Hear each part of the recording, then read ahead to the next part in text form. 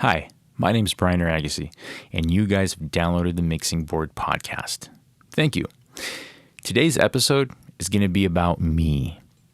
All about me. I'm going to be my own guest. I'm going to be coming to you and telling you all that you need to know. Actually, I'm going to go through my entire life with you guys. Some may know me already.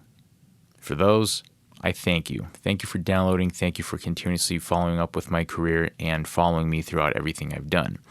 For some, you may not know me, and that's what this podcast is intended to do, for you guys to get to know me. I also want to connect with you guys, so if you guys have any questions while you're listening to the show, feel free to drop me a line. Just go to my website, go to the contact menu, and send me a message. Or better yet, why don't you just email me, Brynner@BrynnerAgassi.com. So, why don't we get started? I started playing drums. Actually, I started my love for music and realizing I loved drums very early on. I was probably about 3 or 4 years old. See, I grew up in a very musical household. Okay, my father, being a legendary and iconic Assyrian singer, traveled the world, still does, and still producing albums. But growing up in a household where your father's a singer, you're surrounded with music 24/7. There's no escaping it, okay? And it's in your blood. I know it was in mine. So growing up listening to music, I felt a deep connection. I knew that there was something about music that just had a hold on me emotionally. I would listen to happy music, upbeat music, and it would put me in a real good mood. I listened to soft music, slow music. It put me in a very, almost in a very sad state. And I think that's what I love about music, because it's so powerful. It's such a powerful piece of tool that we have. And so early on, I knew I just loved it. I started tapping away on things, whether it be in the kitchen or on the couch. And my parents realized, okay, you like drums, we get it. Then I started getting on stage with my dad when I was about 3 or 4 years old, standing on the stage next to him, pretending to hold a mic. But I would always look at the drummer. Yeah, I remember even now, I was very intrigued with what the drummer was doing because, one, the drums itself, it's such a beautiful instrument. And two, there's so much going on at the same time. You're using all your limbs. There's so much dynamics, different sounds, the shiny little cymbals, he has, and the big shiny thing he has here. As a kid, you don't know what those are, but they're intriguing. And you kind of, latch on to those scenes in your head, and you're like, man, that just looks cool.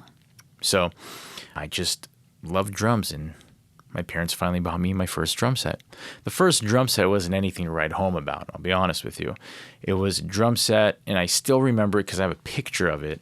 It was a Muppet Babies drum set, the ones that you get from Toys R Us. I remember it was blue and red with, I think there was a little bit of silver in there, but it was a very small drum set made for a child and had the pictures of the Muppet Babies right on, in the front of the bass drum head. Also, the drum heads were like thin, super thin. They were like made out of paper. And I remember I would, get these drum sets and I would just break them because I would play so hard. So as the years went by, finally getting my first real drum kit. I'd say I probably was about 12. Yeah, I was 11 or 12 years old. And I'll never forget it. It was a black CB MX series drum set made by CB Percussion. I'm sure you guys, all the drummers out there, remember those old CB 700 drums. I don't know if they're still in existence or not, but I know I still have that drum set. It's in my parents' garage in Modesto, because I grew up in Modesto, California, the 209. So here I am, first drum set, beginner drum set, but it's good. It's good quality. Okay, definitely wasn't made out of paper and plastic. It was good, rugged enough for me to learn and to be able to learn all about the different types of drum heads there are, learn how to tune correctly, mix and match snare drums. And I remember buying my very first good snare drum. It was a piccolo snare drum made by Remo. It was the Master Touch snares. Love it. I think I still have it to this day. I just don't know where it's at. But it was a fun piccolo snare, and I learned a lot about tuning your snare drum just with that piccolo, because snare drum is just my favorite drum out of the entire drum set collection. But anyway, so moving on. Get my first drum set, and I'm listening to all my favorite drummers. Okay, and I remember my very first VHS tape of Dave Weckl, Back to Basics. Love that video, love the DVD. It's a phenomenal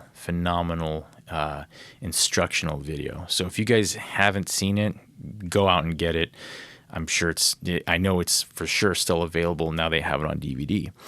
It's great. So learning some things through that, honing in on different techniques I'm learning from, whether it be watching, Steve Gadd, Dennis Chambers, Steve Smith, Omar Hakim, Peter Erskine.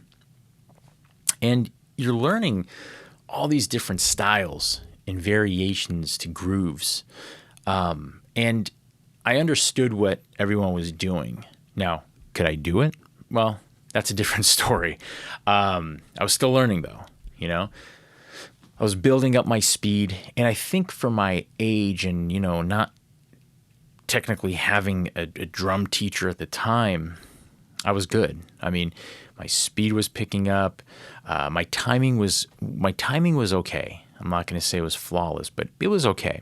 So I was learning. I was enjoying myself. I was having fun. And, I've learned in life, you have to have fun with what you do. So I definitely, looking back, I was having fun. It wasn't work. My dad actually introduced me to my very first drum teacher, Robert Nookley. Robert is an amazing drummer, one of my favorite drummers. And he's played with the who's who of the Iranian singers, actually. And he's performed and played for my dad in his earlier recordings.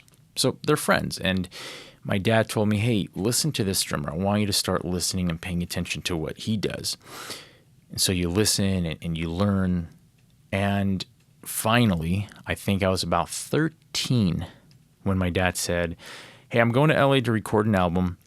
You want to come with me? Because I always would go with him to the studios when he would come to Southern California, because they always fell into the summers when I was off from school. So I would always come along and, watch him in the studio. But this time it was going to be a little bit more special, because I finally had my first drum lesson with Robert. Well, I got a story for you guys here. Because I get to Robert's house, okay? This is like the summer of 93. Get to Robert's house, I have my drumsticks, and I have like a pen and paper in my hand, and I'm here to take notes, and I'm going to be a good student. Well, the whole time I'm thinking to myself, I don't want to play drums in front of you. More so, I don't want to solo. I don't want you to put on a song, because I'm nervous. Here's a guy who I've been listening to for, X amount of years. I'm trying to emulate his style, because he has so much finesse. He has so much finesse behind the drums. His timing is impeccable. And he articulates his playing, because he makes the song that much more special to the listener, because he just doesn't do it. He doesn't overdo it. It's always in the pocket. It's always just right. It feels right. And so drumming being something about feeling, and all music generally just feel, it's all about the feeling. And he gives you that. He gives you that feel of, this is what the song should be. This is the heartbeat of the song. So listen, early on, I figured out that, his drumming concept on my own. But to sit in front of him and actually have to play, no. It was going to be, I was nervous, to say the least.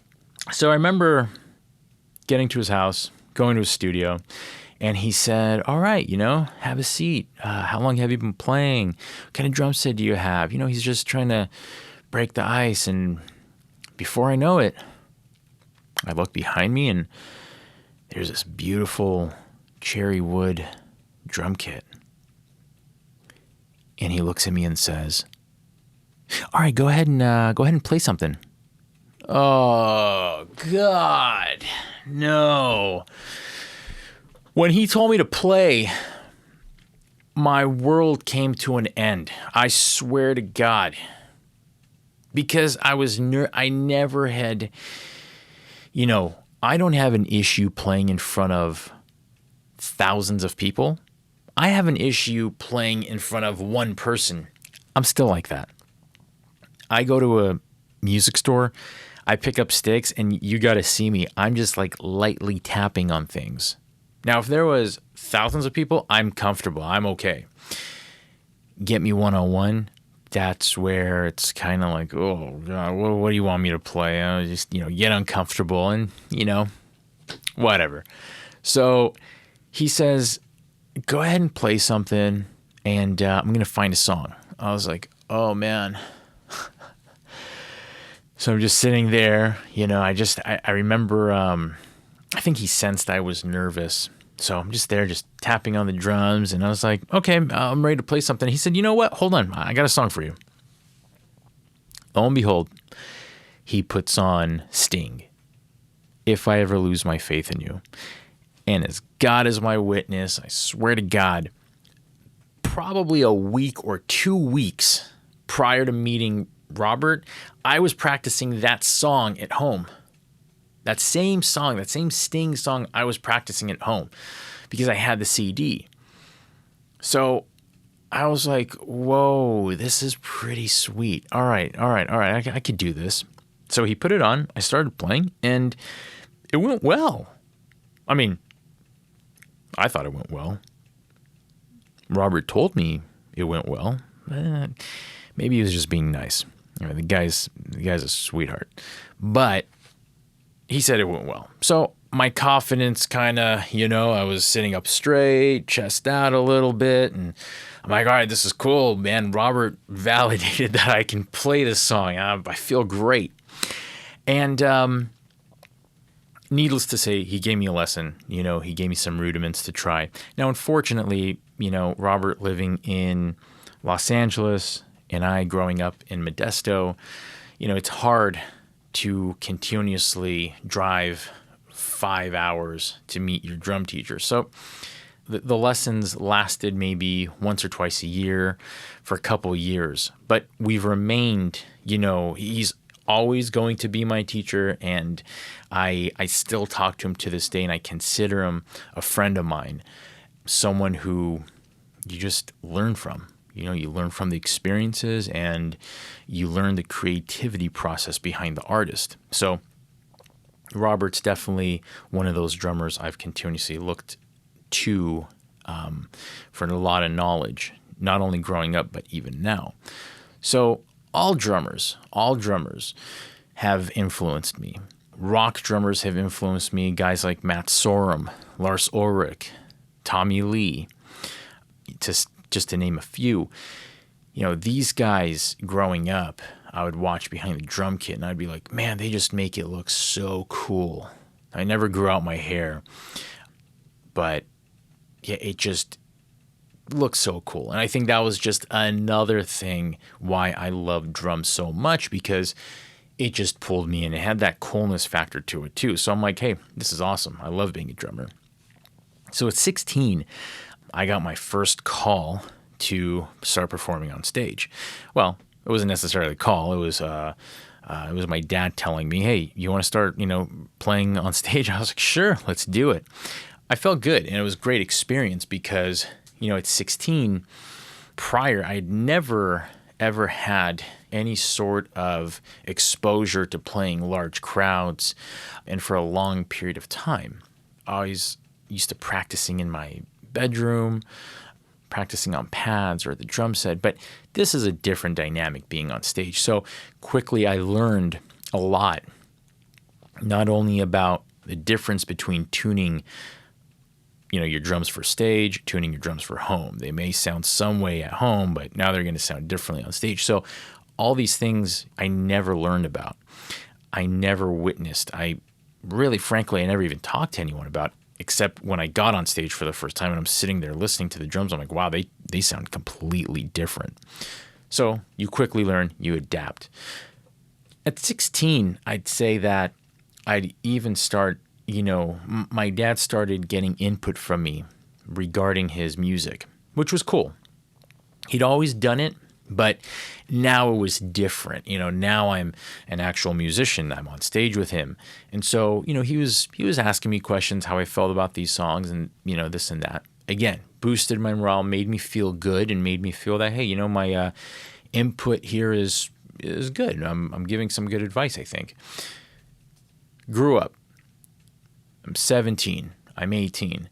Now I'm doing some more session work, with local musicians and artists in the Northern California area. Performing on stage, I'm only performing for my dad. I didn't do any other live shows with anyone else. But in the studio, I'm working with other artists, and now I'm feeling confident, But before I even move further, there's a word I really hate, and it's called hobby. The reason I hate this word, you can thank my parents for it. Growing up, I saw how much my dad, was away. And I think my parents early on, they realized, boy, this kid really loves music and he's good. So he definitely can go in that direction. And I think they were afraid of me making those choices, and rightfully so. I mean, the music industry is hard. 100%. Very hard. Okay. Is it achievable? Yes, absolutely.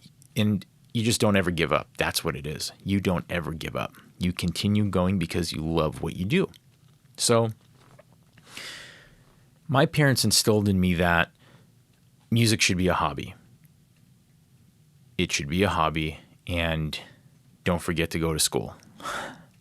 Well, early on, I'm not going to drop out of, junior high or high school.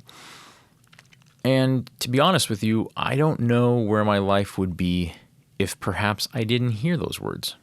Now, I'm a firm believer things happen in life for a reason. So I don't know if I didn't hear about, hey, music should be a hobby. By the time I graduated high school, I may have just moved out and gone to LA and became a musician. Who knows? I don't know. But I can tell you, I may not have been here right now talking in my own studio through this microphone and connecting with everyone out there. I may not have ever happened. Who knows? But I was told, keep it as a hobby. And I hated it. Because again, music was so personal to me, so emotional. It moved me in, every which way or form. So for me, listening to my parents say keep it as a hobby kind of bothered me, but I got it. And I kept it as a hobby. As I got older, I finished high school, went to college, got my bachelor's degree in business, went on to get my master's degree in business. So I'm an MBA, and I'm proud of it. Education, I think, is really good.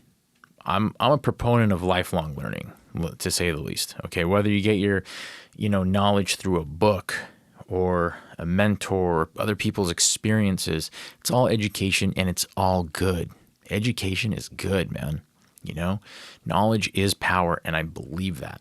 I believe it. The more I get older, the more I believe that. So knowledge is power. Education is good. I'm all for it. So I'm not going to hold it against my parents too much that they were instilling in me that, make music a hobby, because maybe they kind of knew what direction I would have gone. So with that being said, I kept it as a hobby. I never thought to pursue music full time and go out there and gig and go on the road and any of that stuff. But October 1st, 2005 changed my life forever. I saw my favorite band hands down my favorite music producer, Trent Reznor. I saw Nine Inch Nails live for the very first time, and it was just breathtaking. Remember how I told you guys music, made me happy, made me sad. The dynamics of the music really connected with me. Well, that night, everything connected with me. The roar of the audience, it was sold out. It was a sold out show. The roar of the audience, the musicianship, the dynamics of the music, the feel of the music, the show itself, just the lighting, the effects, the videos that they were showing. Everything was tied into one another, and it made me feel something. It made me feel actually something that I'd never felt before, and that feel was confidence. I remember looking at my then girlfriend, now wife, telling her, I got to do that. That's me. I need to be up there. I need to do music. It was such an impactful evening for me that I remember Sunday driving back up to Modesto, going to work Monday. I remember I was just out of it. I didn't want to be there. I didn't want to talk to anyone. I didn't want to do anything. What I wanted to do was take a 5-hour drive down to Southern California and just audition and gig and play and just live that musician life. I mean, I was craving it so bad. I was craving it. I'm the type of person that if I put my, mind to something that I want to do, I do it. And I will achieve it, and I just do it. I have to. There is no ifs, ands, or buts. If I want something bad enough, I have to at the very least, you attempt and you exhaust every option and avenue you can to achieve that goal. So guess what I did? I packed up and moved to Los Angeles. I remember March of 2006, I moved into my apartment in Northridge. And man, it was fun times, because from the time I got to LA, I remember even prior to moving down, one of our friends designed a website for me. I took pictures, I put up music samples, drum solos. It was cool. It was real cool. I had my website, I had YouTube videos, and we're talking 2006, okay? YouTube wasn't necessarily popular. Okay, if you guys go Google my name, you'll see some videos that I uploaded back from 2006. They're not much. I don't really, they're not my claim to fame, but I've kept them up there just for memory's sake, because every so often I'll go back and look and I'll say, wow, I can't believe that, man. 2006, it's here 2016, 10 years has passed.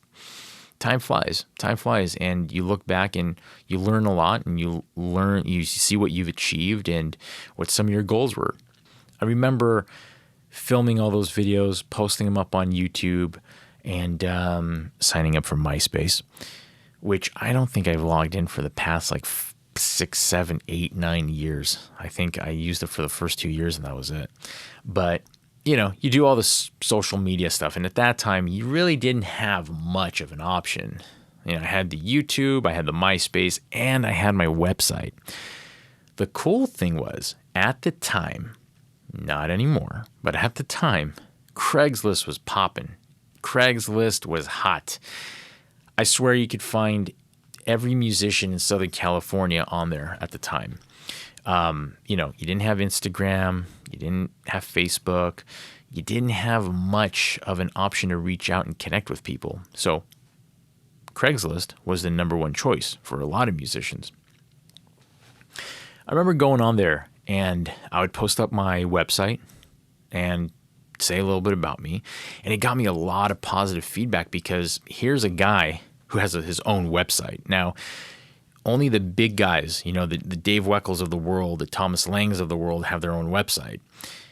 Here's this guy who no one knows has his own website and has these videos, and it looks pretty damn good. They're like, man, this is awesome. And so it was a nice little, I guess I used my marketing experience and, education there, but I definitely marketed myself the right way, enough to get the auditions, enough to connect with musicians, enough to jam and meet and really have the pleasure to work with and be able to meet some of the best musicians I've ever seen in my life. Every single one of these guys brings something different to the table, and there's something to be said about that. Probably in about '06, I hooked up with this guitar player, Jeremy. Phenomenal. Great guitar player. And we said, you know what, man, this is just, it feels organic. It feels good. We're just jamming, but man, we're on the same page. So we hooked up with a bass player that I had been jamming with on the side with another band, Eric. And Eric and I and Jeremy all decided to get a studio. We rented out a studio.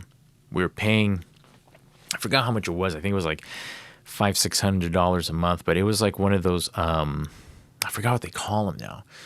It was one of those lockouts. I don't know if you guys are familiar with lockouts, but it was like, it's like facility with like maybe 30 different rooms, and you just rented it out. And we were paying like $500-$600. We split everything evenly, but we had my drums all mic'd up, Jeremy's amps and guitars, Eric's studio gear, and we were recording. I mean, we were full blown moving forward. We created some songs. Things didn't work out. So Jeremy and the vocalist, which was his friend, they both decided to part ways, which that's just the nature of the beast, And that's something I had never experienced, but that's something that you learn and you experience. And it's like, okay, now we're faced with just, me and the bass player. What do we do now? So I was still doing session work on the side, because ever since I came to LA, I did session work. I did recordings with artists. So that was still up and running, but I wanted to be a part of a band, and I had auditioned for bands, and sometimes either I wasn't the right fit or they weren't the right fit for me. And you kind of part ways, but, you still maintain that relationship. And it's funny because along time, they end up coming back and saying, hey, we're doing something completely different. You want to come aboard? And it's like, sure, why not? And you start helping them out a little bit. So, a lot of people have a lot of negativity towards the entire audition process with bands. I don't see it as a negative. It's, it's almost like a job interview. You're interviewing them just as much as they're interviewing you for the band. And sometimes it's not necessarily you're playing, it's the person. And it happens. Actually, Thomas Lang gave me that message once. And he told me, he said, it's not necessarily the best player, it's who you can get along with on tour. So I've always kept that in the back of my head too. And it's, just funny how things work out, because I've been put in that position where I had to tell someone, nope, you're not working out, or yes, you're going to work out. So Eric and I started our own thing, and I forgot the band's name. I swear we had like a 2-man duo. Oh, I remember. It was called Pity for the Plague. Eric, if you're watching, if you're listening to this right now, I don't know if you remember, but it was called Pity for the Plague. And I don't know how in God's name we ever came up with that. Pity for the Plague. Don't ask. But we had our MySpace up, and it was like 2 hooded individuals with like no face on. I don't even remember any of the songs, but I remember it was like a 2-man, production team. It was rock oriented, but it was never intended to be a 2-man show. We wanted to get a guitar player. We wanted to get a vocalist. We wanted to, have that vibe that you get within a band and in that creative process you get. So, long story short, Eric and I ended up parting ways too, because I think I got to a point where musically I was comfortable enough to call myself a producer, because I had started working with other artists and other bands and helping them out produce their music. So aside from doing session work as a drummer, I was also doing production work on the side. And so me and Eric kind of split ways, remained friends, but we knew that, he wanted to also go in a different direction. And he ended up hooking up with a former band of his, and, they're doing good things now. So I ended up taking some time off. I probably took about a month or two off, thinking to myself, okay, what do I want to do here? Because I'm doing drumming and I'm doing a little bit of production work here, but I need to do something, And I'll be honest with you, at that point, I still wanted to be a part of a band, but it wasn't the be all end all, So I was trying to think creatively, like, what can I do? And I thought, okay, hold on. Trent Reznor, my favorite music producer, someone I look up to. 9 Inch Nails really is led by one person. Well, maybe I could do something like that. Bingo. So I did. It's called The Sovereignty. I started The Sovereignty back in 2007, probably the early part of 2007, the early mid part of 2007. And man, it was great. Lots of sleepless nights, lots of nights where you're allowing creativity just run wild and do whatever. I mean, you have total freedom to do whatever you want. Complete freedom. You're not bound to anyone else in the band. No other egos or creative ideas. It's just you. You make it, you break it. It's whatever you want to do. And I'll be honest with you, I had a lot of fun. And it was a lot, it was a big learning experience, because now you're not just learning about drums, you're learning about production. I learned a lot about virtual instruments, different types of plugins, how you use them, and how they fit into the song. But I will say this, it made me a better drummer. Now, I know you guys are probably thinking, how did it make you a better drummer? But I'm sure musicians out there, especially drummers who are also producers, know exactly what I mean. And you don't have to necessarily be a producer. You just learn how to play another instrument. Drums can be very, very tricky, because you can easily overplay parts very easily. And anyone who knows me knows I've done that. Easily to play too much, okay? And when you're producing a song, you start taking a step back and thinking to yourself, doesn't sound right, the drums are just doing too much. Because now I'm not listening to it as a drummer. Now I'm listening to it as a producer. I'm listening to the music as a whole. And I'm thinking to myself, what sounds good for the song, and what's the message I'm trying to convey? What's the emotion I'm trying to evoke? Okay, that's important for me. What is the emotion I'm trying to evoke in the listener, in you? Well, sometimes I sat back and said, well, the drums is doing this while the music's doing that. So you learn very quickly. And it's funny, when I started picking up the drumsticks to play, I was like, wow, my playing's changed. And it's maturity, musical maturity hits us at different times. Doesn't matter the experience, it hits you at one point or the other. And to some, I've seen, never hits them at all. So musical maturity slapped me in the face, taught me a lot. And yeah, it was good. So the Sovereignty, producing my own music was awesome. I had some help from a friend who was doing the guitar tracks on some of the songs. The other songs, I actually open-tuned the guitar and I started playing, I kind of cheated on that. But, I mean, it's the studio, it's music. Hey, it was a good learning experience. And I'm no guitar player by any means, okay? So once I was done with the Sovereignty, I had put all session work aside. I hadn't actually worked on anyone else's album for close to about a year. I was still getting calls, so I was fortunate enough that people still wanted to work with me. And I hung out with my friends. And, at this time, the music community in LA, it's tight. It was good. It was different. I'll say this. 2006 to 2016, the industry was different. The musicianship was different. The type of music you hear out in Sunset was completely different. It's not the same type of music you hear now. And I'm sure if you talk to some of the musicians who have been here their whole life, they'll tell you, hey, prior to 2006, it was even better back in 1996, back in 1986, and so on and so forth. So the industry changed, and the Hollywood, Los Angeles scene changed tremendously. After the Sovereignty album was done, I was a one-man machine. I did the marketing for it.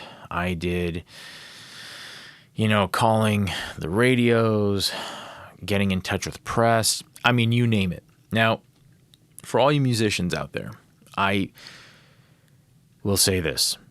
It's great to do it all yourself, but it takes a toll on you. Emotionally, physically, mentally. It's draining. And I'll tell you right now, if you have a loved one, if you have someone in your life who's willing to take on something, don't try to hog all the work. Give it out. Delegate a little bit. It's okay.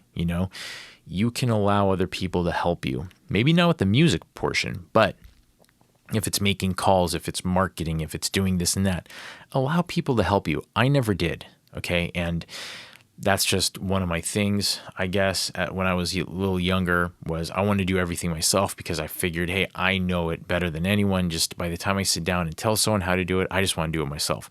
It's not the right approach. It takes a lot of work, takes a lot of time and patience. By the way, I have no patience. Now I'm actually a little bit better now. So after the Sovereignty album was done, I'll tell you, I had good feedback. It was an industrial album. People in Europe actually really liked the album. I remember when I put it up on iTunes, people bought it just off of me, kind of advertising for it on MySpace and just through my circle of friends. I mean, people were buying it, and most of the sales came from Europe because that industrial rock scene was still pretty good there. Here in the States, not as much. With the album sales came radio interviews, which were cool. That's another experience in itself. And I was like, hey, this is pretty cool, man. They're talking to me about, an album I just created. From there, I had the biggest compliment ever, which was through a form of an album review. The person who reviewed my album was Fabrica. Fabrica is an industrial rock magazine, online publication from Denmark. And when they reviewed the album, they compared the album to Perfect Circle, Nine Inch Nails, and a couple of other bands. I don't remember off the top of my head, but those two stood out to me. The one thing that stood out to me the most was the fact that they compared my production style to that of Trent Reznor.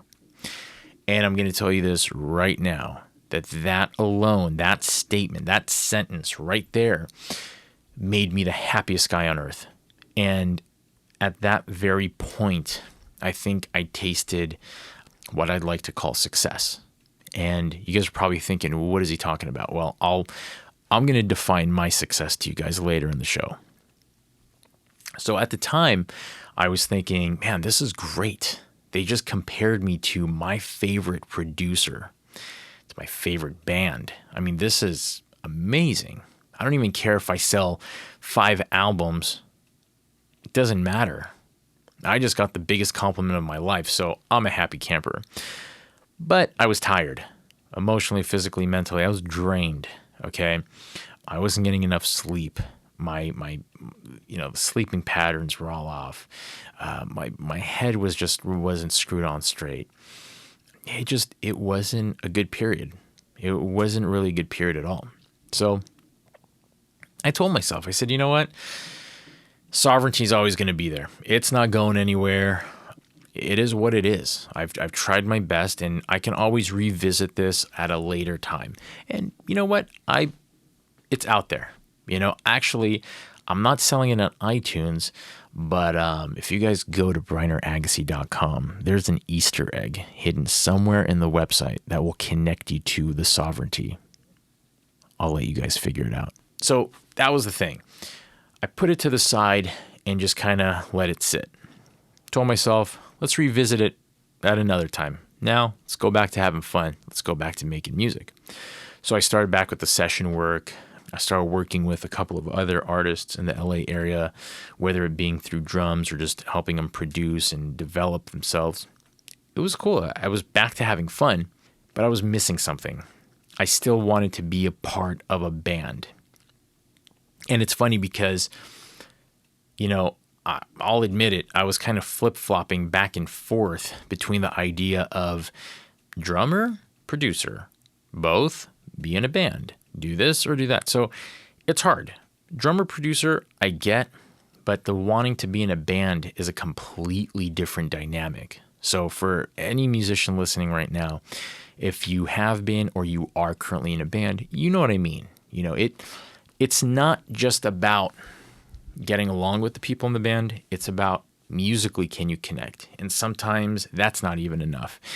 There's a real, the souls have to connect, and it's hard. It's not easy. That's why you've seen bands throughout the, time break up. They go their own separate ways. They're disputing about money. There's a lot of ego. Well, I'll tell you, I don't, it's hard for us to sit back and think, man, they have it all and they shouldn't be breaking up. But I'll tell you this right now. There's deep-seated roots there that plagued those bands from the beginning of time. And I personally know of some bands who have gone through that, and I know exactly why they broke up. And it's because the foundation was flawed from day one. It wasn't anything new. Okay. So I started going back on Craigslist, and that, oh my God, what an experience. Listen, I need to do a podcast show where I just sit and talk to you guys about the craziest stories I have from 2006 up until like the very last Craigslist post I've ever responded to. I have crazy stories of some of the people I've met. I won't even get into it right now. I'm telling you, it's probably going to take me a couple hours to get through all the stories. I'll save that for a later episode, or I'll sporadically just talk about them. But there's some crazy stories, man. I'm telling you. Anyway, so I started going back on Craigslist, and I felt like I was Denzel Washington's character from American Gangster. The very last clip is when he's been in jail for about 20 years and he gets out. And he was locked up in, I think it was like the late 70s or early 80s, and now he's getting out. It's like the late 90s, early 2000, and, people are sagging their pants, they're bumping their cars. World's different. He saw the world in a different place, and now he's out. It's like, whoa. So for me, just those 2 years made the biggest impact because, like, wow, Craigslist is really different now. And that's when I found out that, okay, you know what? There's a huge shift in music, and I knew there was a big shift, but you start realizing it. You start looking and seeing where the rock genre is headed and where it has turned into, and, all the different things that are happening. So luckily, though, someone found me and they said, hey, man, saw your website. I see that you are the sovereignty. I'm looking for a drummer, and the fact that you're a producer, that's pretty cool because we can team up and do some stuff. I was like, all right, cool, man. Let's do it. I said, do you have a band already? And he said, well, I have my own band. It's also an industrial rock band. But, I'm looking for a guitar player. I'm looking for a bass player, and we'll find a keyboard player and all those kind of stuff. I'm okay, no problem. Let's get together. Let's see what we can do. Well, we did. Good came out of it though, and believe me, I sigh because I was just telling this story the other day to someone, and yeah, so that's the reason. But he gave me a phone number, and he said, call this person. Call this person because I want them to audition for the guitar role for the band. I said, okay. Have you talked to him? Yeah, he's a real good guy, but I want you to get a feel for him too. All right, cool. So get his phone number, and I call, and his name is Mike. So I'm here on the phone with the guy named Mike that I don't even know who he is, how he plays, or anything. So, hey man, Nate told me to call you. I hear you're a guitar player, and we're all going to jam. Yeah, you heard right. When do you guys want to get together? Let's get together Saturday. All right, cool. So we set up a jam session, and we all agreed to play a particular song. It was War Pigs. We all decided to learn War Pigs and get together and jam and see how it comes along.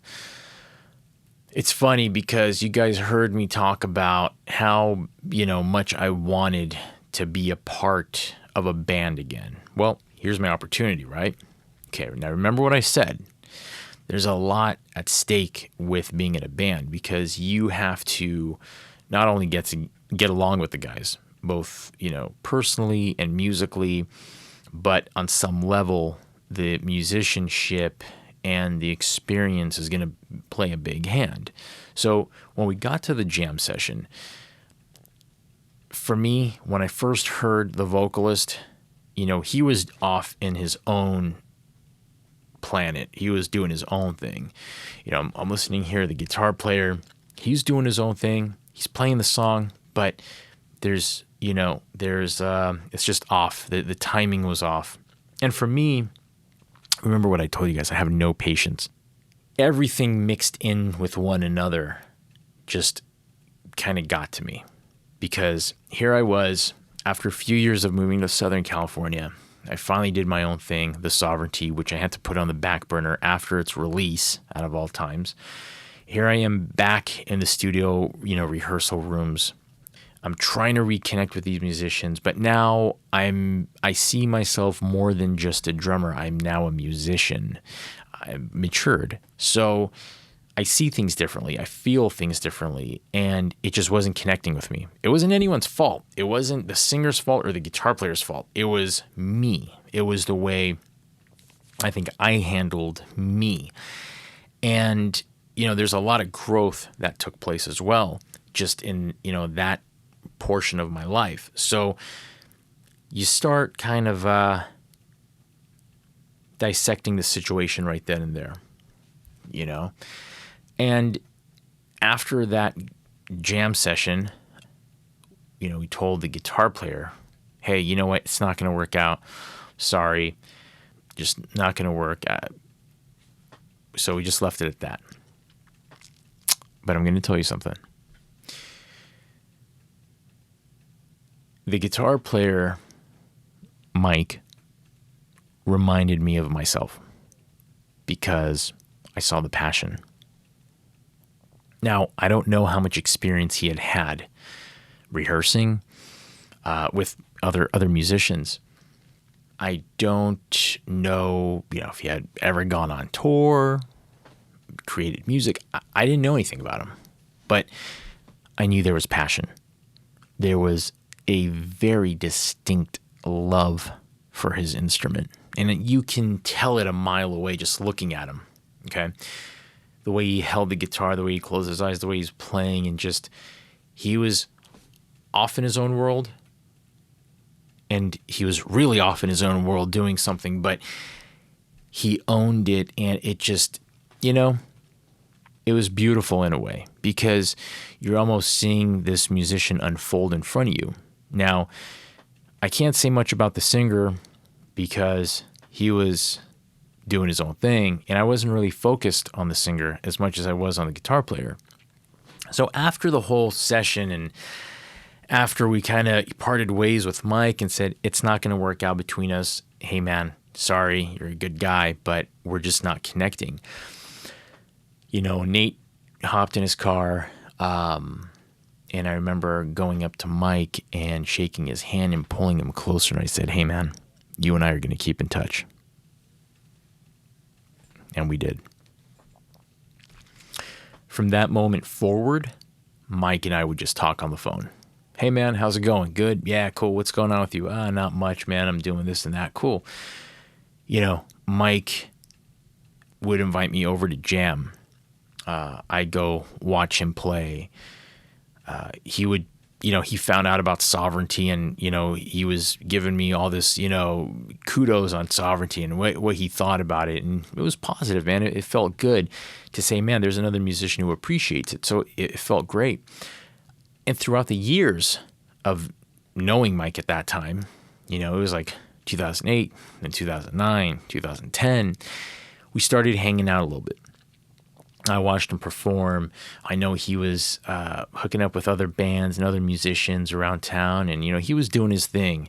And I actually had him come by and do some session work with me as well. That passion is what I'm telling you guys about. He carries it through still to this day. And it was probably in about 2011 or so, 2011 through 2012, that we finally got to, during one of our jam sessions. Because at this point, I'll tell you guys, 2012, 2008, I stopped the Sovereignty, started going back to producing and drumming, and did that for a couple years. And I was introduced to the world of music for film, TV, and video games. And I was fortunate enough because I, along with Maze Dude of Maze Dude Productions, Christopher Getman, teamed up to do a remix to Fallout 3's main theme, the theme song to Fallout 3. And we infused it with the soundtrack from the Book of Eli, and we called it Fallout of Eli. And I have it on my YouTube and also my website if you guys want to check it out. So it was a really cool experience getting to do a remix for this video game theme. At the same time, I was doing some work for just some TV work, background music. Also, I ended up doing a song for a commercial in Switzerland. Out of all places, right? Yeah, I did this car commercial in Switzerland. So it was all good. It was cool. I was getting all these different experiences under my belt.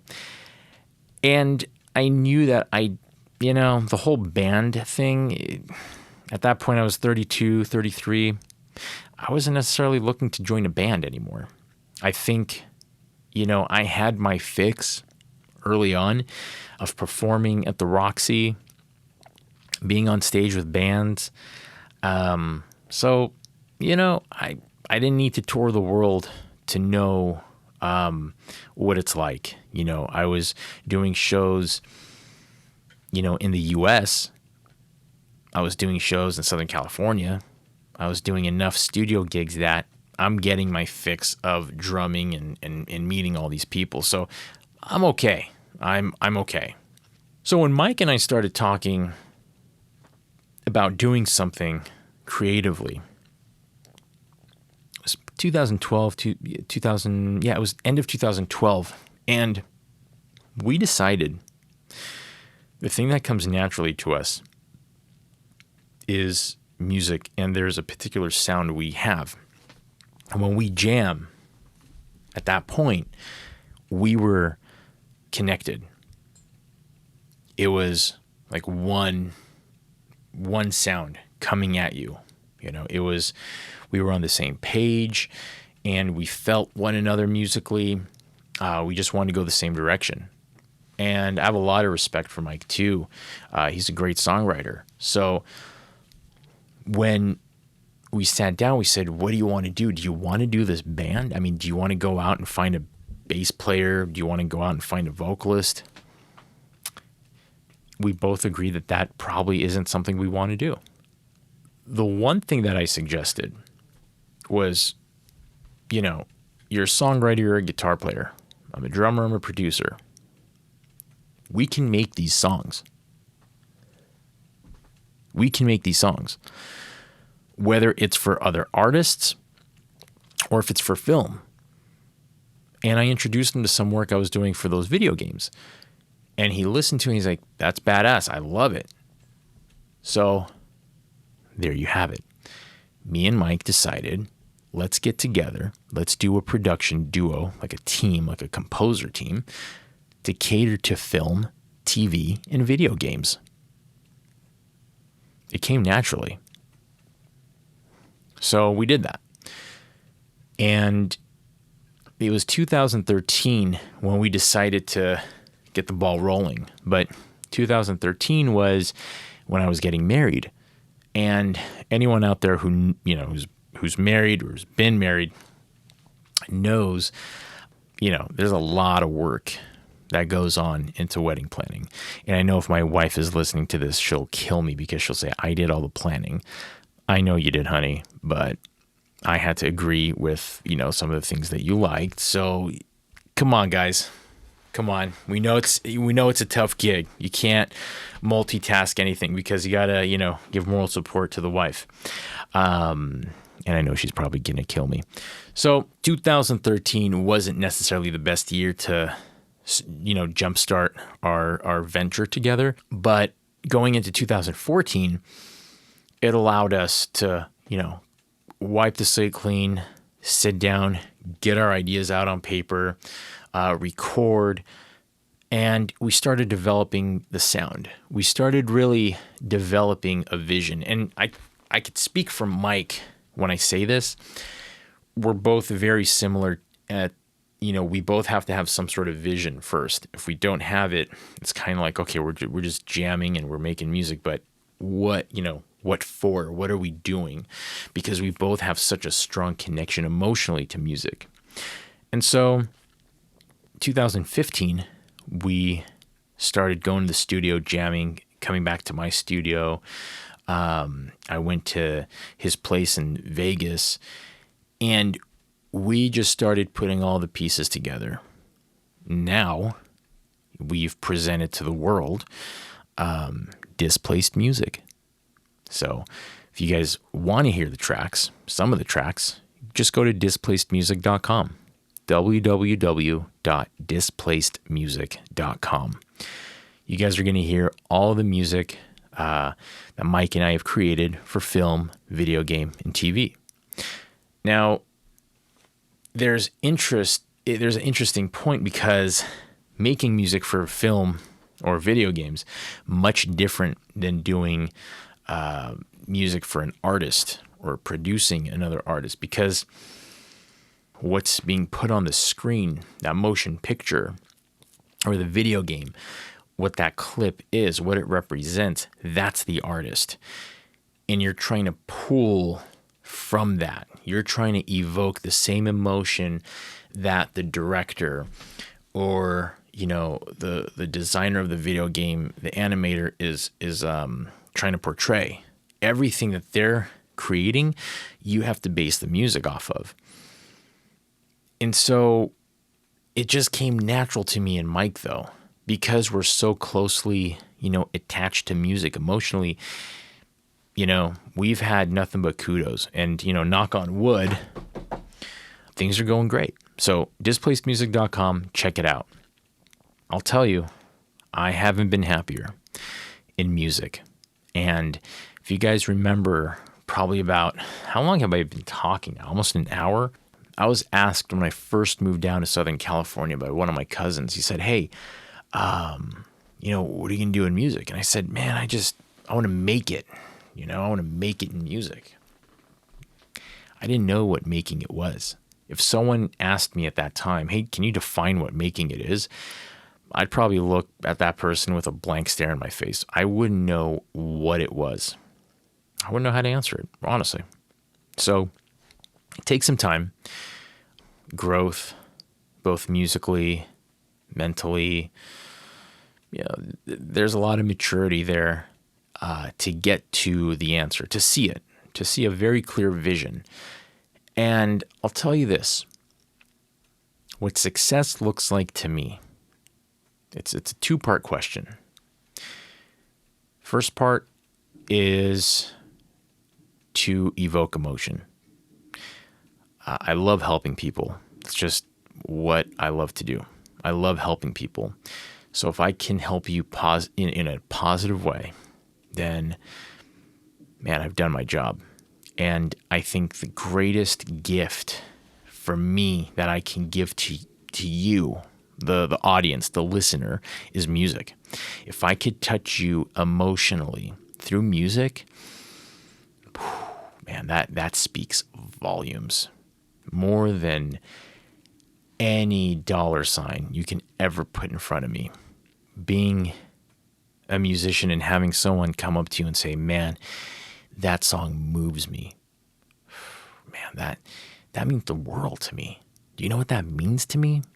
If you sit there and say, God, this song just made me cry. Man, this song made me happy. I just want to go out and run and lift weights and conquer the world. Because I'll tell you, there's songs that do that to me. There's songs that I could sit there and if you give me the opportunity, I'll cry. Or there's songs out there, I kid you not, it could be 4 o'clock in the morning, you wake me up, you put on the song, and I will go out there and I'll run a marathon if you wanted me to.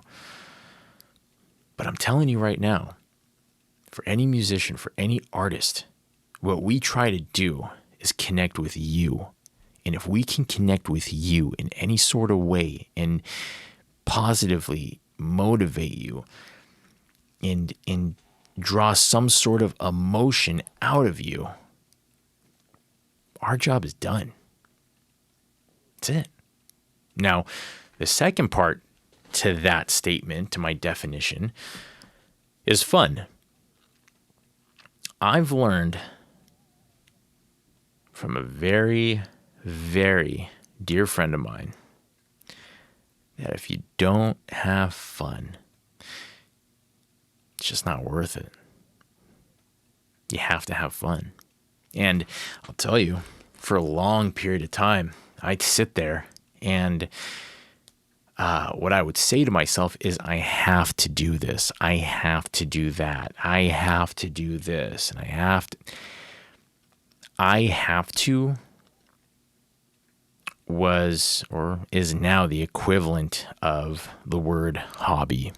And you guys know how much I hate that word. So as an artist, you never have to. You never have to. You should never have to. You want to. Because it's fun. Because you love it. Because you're passionate about it. Because it's who you are. No one can take that away from you. It's who you are. So when I say I like having fun, damn right I like having fun. That's why I'm here and doing this podcast. And I don't know if you guys are still listening to this. You guys are either probably fell asleep, probably stopped it. I don't know what. I'm probably just talking to myself and no one's going to listen to this podcast ever. But I figure I'm just going to go on because I love it. I love it. All right. And I love doing this podcast specifically because I get to talk to my friends. I get to talk to other artists. I get to talk to product companies and learn about them. Learn about their genius. Learn about their artistic creativity. Learn why it is that they do what they do and how they do it and what they go through. I don't want to know how long someone's been playing drums for. We know that. We could go to Wikipedia and you can, flip through magazines and we learn that. What we don't get as musicians is the questions that need to be asked from artists. Why are you an artist? What drives you? Why are you so passionate? What does success look like to you? What motivates you? Everyone has different answers. And I think it's only fair that they get a chance to talk too. For me, that's what I want out of this podcast. I want to talk to these artists, man. I want them to motivate me and motivate you, motivate all of us And in return, it's a platform to, tell us what's on their mind. It doesn't even have to be musically related. Just talk. This is an open forum, man. I don't give a shit what you talk about. Just talk. Be free. Be you. Be whatever you want.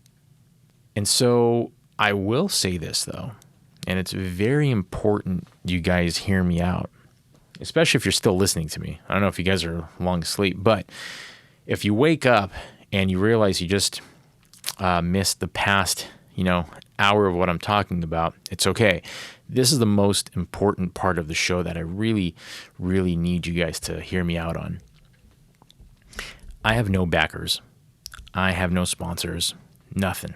I'm doing this podcast out of my love, my passion to connect with you guys. That's it. Okay? So I'm not going to be sponsoring any musicians or product companies that want to come on the show, to push their products and give me. I'm not about that. I'm not going to do that. I'm telling you right now, I'm not about that. The only product companies I'm going to talk to are product companies that I believe in or that I have a keen interest about or I use. That's it. Okay? If you guys go to my website, you see a lot of the companies that I use both in my studio, drumming or production wise. You see a lot of the products, and I actually use a lot more products than just, those listed, but I'm not being forced into doing this podcast for any other reason other than my sheer love to connect with you guys. And that's why I do it. And that's why I'm going to continue doing it. So I think I've talked your ears off, and I don't know, I'm going over an hour now. Good thing is I don't have a time limit, so I think I'm going to go for another hour. No, I'm kidding. I think I'm just going to end it. You guys know all about me. I've caught you guys up to date with who I am, what I do, what I've done. Guys, my name is Brynner Agassi. Thank you so much for downloading the mixing board. Subscribe to the mixing board. That way you guys can just get it automatically downloaded onto your phones every time I have an update. I plan on putting out a podcast once a week, at the very minimum, once a week. Okay. I've already begun recording some of my podcasts, so stay tuned and follow me on Twitter if you're not already.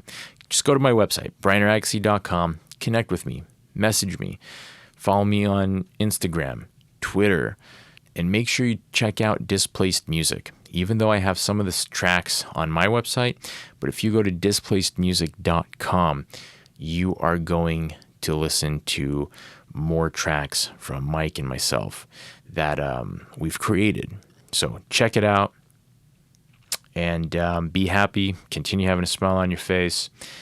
That's it. I got nothing more for you guys. That's a wrap.